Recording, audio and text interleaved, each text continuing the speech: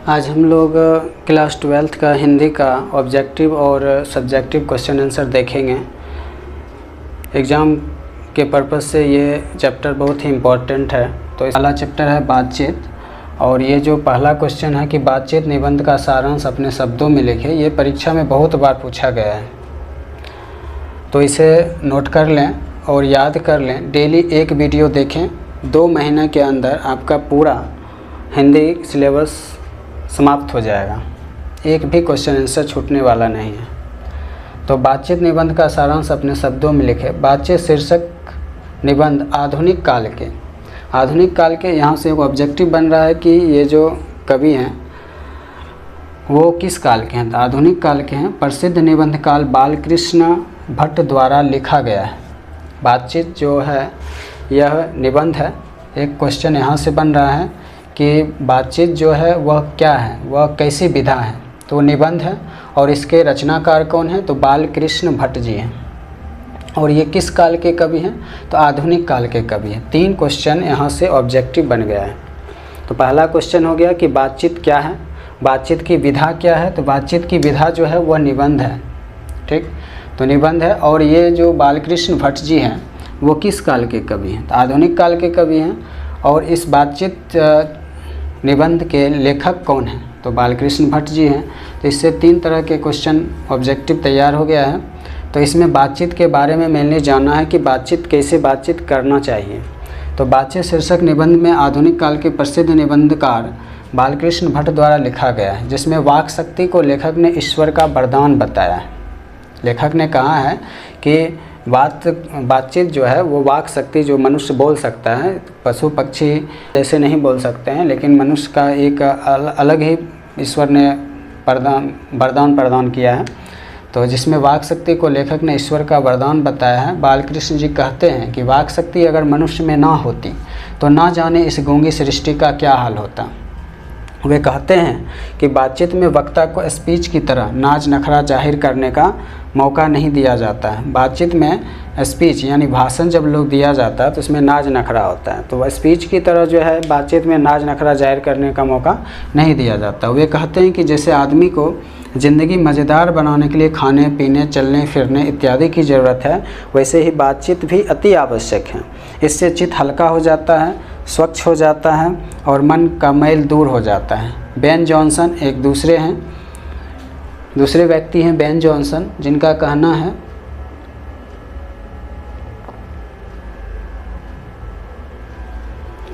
तो Ben Jonson कहते हैं कि बोलने से ही मनुष्य के रूप का साक्षात्कार होता है। यानी जब तक मनुष्य बोलेगा नहीं तब तक उसका गुण अवगुण पता ही नहीं चलेगा। तो मनुष्य जब तक बोलता ही नहीं है, जब तक बोलता नहीं है तब तक उसके अंदर में क्या भाव है, क्या अंदर में है, कितना, तो बोलने से ही पता चल जाता है आदमी का नेचर कैसा है। तो बेन जॉनसन कहते हैं कि बोलने से ही मनुष्य के रूप का साक्षात्कार होता है। तो एक ऑब्जेक्टिव यहाँ से बन जाता है कि बोलने से ही मनुष्य के रूप का साक्षात्कार होता है। ये पंक्ति किनके द्वारा लिखी गई है, तो बेन जॉनसन के द्वारा लिखी गई है। लेखक ने बातचीत के प्रकार को भी बताया। एडिसन मानते हैं कि असल बातचीत सिर्फ 2 व्यक्तियों में ही हो सकती है। फिर एक क्वेश्चन यहाँ से बन गया है कि किनके अनुसार जो बातचीत है सिर्फ 2 व्यक्तियों के बीच ही हो सकती है, तो एडिसन के अनुसार। एक क्वेश्चन यहाँ पर है कि बोलने से ही मनुष्य का साक्षात्कार होता है, ये कौन कहे हैं, तो बेन जॉनसन कहे हैं। और एडिसन मानते हैं कि असल बातचीत केवल 2 व्यक्तियों के बीच ही हो सकती है, ये एडिसन कहते हैं। तो पहला क्वेश्चन हम देखें कि बातचीत जो है वह क्या है, तो बातचीत जो है वह निबंध है। और ये कौन लिखे, बातचीत के लेखक कौन है, तो बालकृष्ण भट्ट जी हैं। और इस किस काल के कवि हैं, तो आधुनिक काल के कवि हैं। दूसरा, तीसरा, चौथा क्वेश्चन, 3 क्वेश्चन हो गया शुरू में। चौथा क्वेश्चन है कि किनके अनुसार बोलने से ही मनुष्य के रूप का साक्षात्कार होता है। मनुष्य जब तक बोलता नहीं है तब तक उसके गुण अवगुण का पता नहीं चलता है। ये किनका कहना है, तो बेन जॉनसन जी का कहना है। और एडिसन कहते हैं कि असल बातचीत केवल 2 व्यक्तियों के बीच ही हो सकती है, ये एडिसन का कहना है। तो 5 क्वेश्चन हो गया। अर्थात जब 2 लोग बोलते हैं तभी अपना दिल एक दूसरे के सामने खोल पाते हैं। यानी मन में क्या है नहीं है वो जब 2 व्यक्ति होते हैं तब एक दूसरे का सारा बात एक दूसरे के सामने रखा जाता है। लेखक के अनुसार 3 लोगों के बीच बातचीत अंगूठी में जुड़ी नग जैसी होती है, केवल बस फॉर्मेलिटी के लिए बातचीत किया जाता है। 4 लोगों के बीच तो बातचीत केवल फॉर्मेलिटी होती है। लेखक कहते हैं कि यूरोप के लोगों में बातचीत का हुनर है, जिसे आर्ट ऑफ कन्वर्सेशन, ये क्वेश्चन पूछा गया है चैप्टर में, क्वेश्चन है कि आर्ट ऑफ कन्वर्सेशन किसे कहते हैं। इनके प्रसंग को सुन के कान को अत्यंत सुख मिलता है। मतलब यूरोप के लोग इतने शैली, इतने मीठी आवाज़ में, इतना एक बोलने का तरीका होता है, उस तरीके से वो बात करते हैं कि कान को सुनकर एकदम अत्यंत प्रसन्न हो, मतलब अच्छा लगता है, सुख का अनुभव होता है। तो अंततः बालकृष्ण भट्ट जी कहते हैं, और लास्ट में बालकृष्ण भट्ट जी कहते हैं कि हमें अपने अंदर ऐसी शक्ति पैदा करनी चाहिए जिससे हम अपने आप बातचीत कर लिया करें, और बातचीत का ही उत्तम तरीका है। मतलब अगर दुनिया में ऐसा कोई व्यक्ति नहीं है जिसके सामने हम अपने दिल को खोल कर रखें, अपनी मन की बातों को रखें, तो अपने आप में ऐसी शक्ति पैदा कर लिया जाए कि हमें किसी और की ज़रूरत ही ना पड़े। तो बालकृष्ण भट्ट जी यही कहते हैं कि अपने अंदर ऐसी शक्ति पैदा कर लिया जाए कि बातचीत का, कि अपने आप ही बात कर लिया करें, और बातचीत का ही उत्तम तरीका है। दूसरा क्वेश्चन है कि अगर हमें वाक शक्ति ना होती तो क्या होता? यदि हमें वाक शक्ति यानी बोलने की शक्ति ना होती तो हम अपने भावों और विचारों को एक दूसरे के सामने प्रकट नहीं कर पाते। जो कुछ सुख दुख का अनुभव होता वह हम दूसरी इंद्रियों से करते, और मनुष्य वाक शक्ति के अभाव में जानवरों की भांति ही होता है। जैसे कि जानवर सुख दुख का अनुभव करते हैं लेकिन बोल नहीं पाते हैं, एक दूसरे से अपने दुखों को, अपने सुख को बखान नहीं कर सकते हैं, बोल नहीं सकते हैं। उसी तरह हम भी रहते अगर हमें वाक शक्ति नहीं होती तो मनुष्य में अगर वाक शक्ति ना होता तो वो किसके भांति होता? तो जानवरों के भांति होता।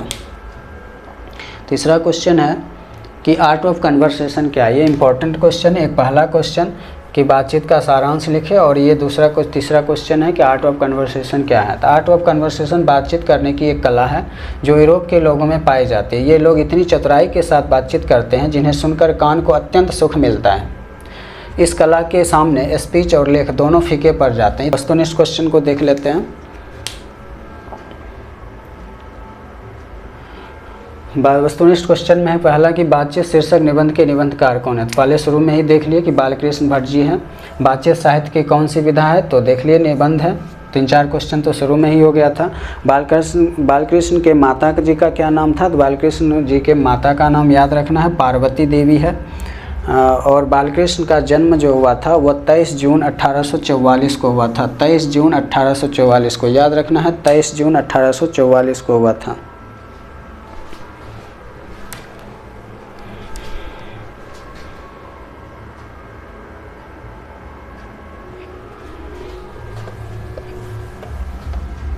बालकृष्ण जी के पिताजी का नाम क्या था? बालकृष्ण जी के पिताजी का नाम याद रखना है, बेनी प्रसाद भट्ट। बेनी प्रसाद भट्ट जी हैं।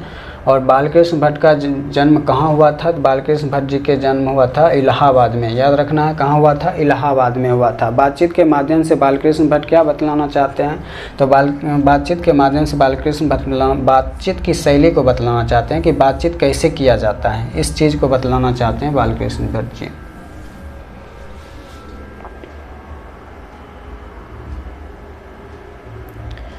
हिंदी प्रदीप नामक मासिक पत्रिका, इन महीना में एक बार जो पत्र निकलता था उसे मासिक पत्रिका कहते हैं। तो मासिक पत्रिका निकालना प्रारंभ किया था, किसने प्रारंभ किया था? तो बालकृष्ण भट्ट जी किए थे। बालकृष्ण भट्ट जी किए थे। कौन सा?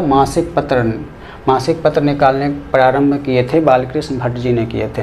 तो बालकृष्ण भट्ट किस काल के रचनाकार हैं? तो शुरू में ही देख लिए थे आधुनिक काल के। किस काल के? तो आधुनिक काल में। सारांश जिस समय हम पढ़ रहे थे तो उसी समय था। 3 क्वेश्चन तो शुरू में ही हो गया था कि बातचीत निबंध है, ये आधुनिक काल के कवि हैं और ये बालकृष्ण भट्ट जी द्वारा लिखे गए निबंध हैं। 3-4 क्वेश्चन तो शुरू में ही हो गया था। तो बालकृष्ण भट्ट किस युग के साहित्यकार हैं? तो ये भारतेंदु युग के। अगर युग पूछे तो याद रखना है बालकृष्ण भट्ट किस युग के साहित्यकार हैं? तो भारतेंदु युग के। याद रखना है भारतेंदु युग के। संवाद में सबसे महत्वपूर्ण क्या है? तो आत्मीयता है। संवाद में यानी जब एक दूसरे से हम बातचीत करते हैं तो आत्मा में जो है यानी आत्मा खोल के रख देना, इसी को तो संवाद कहा जाता है। संवाद में सबसे महत्वपूर्ण क्या होता है? तो आत्मीयता होता है, यानी अपनी आत्मा को सामने रख देना, यानी जितना भी दिल में बात है सारी बातें को एक दूसरे के सामने प्रकट कर देना, यही है संवाद। तो है इसमें 12 नंबर क्वेश्चन है, कौन सी रचना बालकृष्ण भट्ट की नहीं है? कौन सी रचना बालकृष्ण भट्ट की है? तो इसमें है जो है रेल का विकट खेल, कछुआ धर्म, प्राच्य विद्या और रेणुका, ये तीनों नहीं है। पहला जो है रेल का विकट खेल, ये बालकृष्ण भट्ट जी का लिखी हुई रचना है। 100 अजान और 1 सुजान किन की रचना है? तो बालकृष्ण भट्ट जी की है। याद रखना इम्पॉर्टेंट है, 100 अजान और 1 सुजान, 100 अजान 1 सुजान बालकृष्ण जी की रचना है, याद रखना है। अगला क्वेश्चन है, बातचीत के जरिए भाप बनकर क्या निकल जाता है? तो बातचीत के जरिए भाप निकलकर मवाद और धुआं। मवाद और धुआं के मतलब होता है कि जो दिल में है जो भी मवाद और धुआं है, मतलब जो क्लेश है जो कि अंदर में दबा के लोग रखता है, वो किसी से बातचीत करने के वक्त तो सारा चीज़ एकदम निकल जाता है बाहर। तो कहा जाता है कि बातचीत करने से मन हल्का हो जाता है, तो सारा मवाद और धुआं बाहर निकल जाता है तो मन हल्का हो जाता है। बात करने का हुनर किसके पास होता है? तो यूरोप के लोगों के पास पाया जाता है। इसी तरह दूसरा क्वेश्चन पूछ सकता है कि आर्ट ऑफ कन्वर्सेशन कहाँ के लोगों में पाया जाता है? तो यूरोप के लोगों में पाया जाता है। 16 नंबर क्वेश्चन है कि असल बातचीत सिर्फ 2 व्यक्तियों के बीच हो सकती है या कि देखे थे वह सारांश में लिखा हुआ था, असल बातचीत सिर्फ 2 व्यक्तियों के बीच ही हो सकता है। यह एडिसन का कहना था, एडिसन का, ये एडिसन बोले थे। आर्ट ऑफ कन्वर्सेशन कहाँ के लोगों में सर्वाधिक प्रचलित है? तो यूरोप के लोगों में प्रचलित है।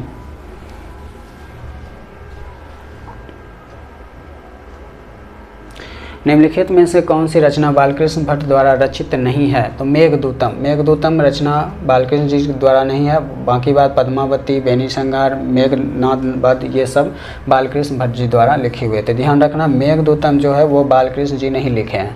बालकृष्ण भट्ट के मन में अध्ययन की रुचि और लालसा किसने जगाई? तो उनकी माँ ने जगाई, याद रखना है, उनकी माँ ने जगाई। हिंदी प्रदीप क्या है? तो मासिक पत्रिका। एक और क्वेश्चन था ऑब्जेक्टिव में कि मासिक पत्रिका के रचनाकार कौन है? तो बालकृष्ण भट्ट ने इसको शुरू किए थे। और हिंदी प्रदीप क्या है? तो मासिक पत्र है। हिंदी प्रदीप का प्रकाशन कब हुआ था? तो हिंदी प्रदीप का प्रकाशन 1877 ईस्वी में हुआ था। कब हुआ था? 1877 ईस्वी में हुआ था। आगे का क्वेश्चन है 22 नंबर, किसके ना होने से सृष्टि गूंगी? ये सबको पता है किसके ना होने से सृष्टि गूंगी हो जाएगी? तो वाक शक्ति के ना होने से, वाक शक्ति के ना होने से सृष्टि गूंगी हो जाएगी। बातचीत से मन किस प्रकार का हो जाता है? हल्का और स्वच्छ हो जाता है। जब हम बातचीत कर लेते हैं तो मन स्वच्छ और हल्का हो जाता है, मन का सारा मवाद और धुआं बाहर निकल जाता है और मन हल्का हो जाता है, चित्त हल्का हो जाता है। रॉबिन्सन क्रूसो का कब तक मनुष्य का मुख देखने को ना मिला था? 16 वर्ष तक रॉबिन्सन क्रूसो जो था एक द्वीप पर फंस गया था और वह 16 वर्ष तक किसी का मुंह नहीं देख पाया था, किसी से बातचीत नहीं कर पाया 16 वर्ष तक। बोलने से ही मनुष्य का साक्षात्कार होता है, यह किसने कहा? बेन जॉनसन कहते हैं। बेन जॉनसन बोलते हैं कि बोलने से ही मनुष्य का साक्षात्कार होता है। साक्षात्कार का मतलब हम बता चुके हैं कि साक्षात्कार का मतलब होता है कि जब मनुष्य एक दूसरे के सामने बोलता है तब उसके गुण अवगुण या जो होता है अंदर का चीज़, उसके दिल में क्या है नहीं है, उसके दिमाग में क्या चल रहा है, बोलने से ही पता चलता है। यानी जब तक मनुष्य बात नहीं करेगा तब तक उसके मन में क्या है कैसे पता चलेगा? तो बोलने से ही मनुष्य का साक्षात्कार होता है, ये बेन जॉनसन कहते हैं, बेन जॉनसन बोले थे। कितने लोगों की बातें केवल राम रमोवल कहलाती है? तो 4 से अधिक अगर लोग होंगे, 4 से अधिक लोग होंगे तो केवल राम रमोवल कहने की बात है, वो उसमें कोई सच्चाई नहीं है, 1% भी उसमें सच्चाई नहीं है, बस कहने की बात है। राम रमोवल मतलब कहने वाली बात, 4 से अधिक हो गई तो कहने वाली बात केवल है। तो निम्न में से किसमें वक्ता को नाज नखरा जाहिर करने का मौका नहीं दिया जाता है? तो बातचीत में। बातचीत में नाज नखरा नहीं है, वो तो भाषण में होता है, स्पीच में होता है। तो नाज नखरा, ये सब में नाज नखरा जाहिर करने का मौका नहीं दिया जाता है, किसमें? तो बातचीत में।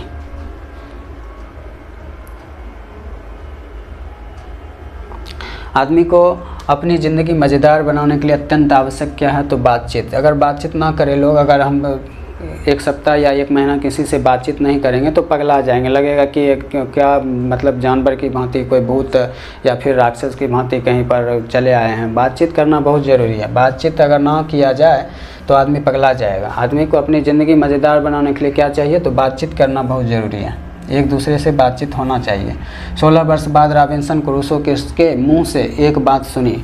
किसके मुंह से बात सुनी? तो एक आदमी था फ्राइडे, जब वो द्वीप पर से निकला, जब वहाँ फंसा हुआ था तो 16 वर्ष बाद उस द्वीप पर से निकला तो एक आदमी मिला था फ्राइडे, तो उसी के मुंह से एक बात सुनी और वो काफ़ी खुश हो गया, बहुत ज़्यादा प्रसन्न हो गया, क्योंकि 16 वर्ष बाद किसी के मुंह से आवाज़ सुना और बात करने के लिए सुना और बातचीत हुआ 16 वर्ष बाद।